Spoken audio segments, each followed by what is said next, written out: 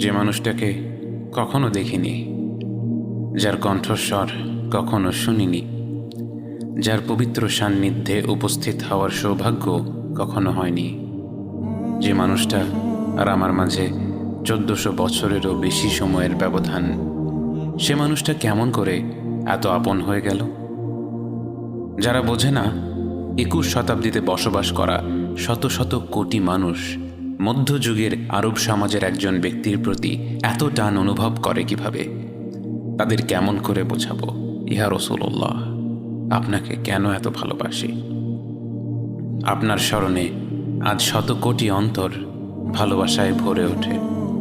প্রতিটি মুহূর্তে পৃথিবীর কোনো না কোনো অঞ্চলে উচ্চারিত হয় আপনার প্রশংসা, অথচ আপনি যখন পৃথিবীর বুকে আলোকরশ্মি ছড়িয়ে ভূমিষ্ঠ হলেন, তখন আপাত দৃষ্টিতে আপনি ছিলেন অনেকটাই নিঃসঙ্গ, অসহায়।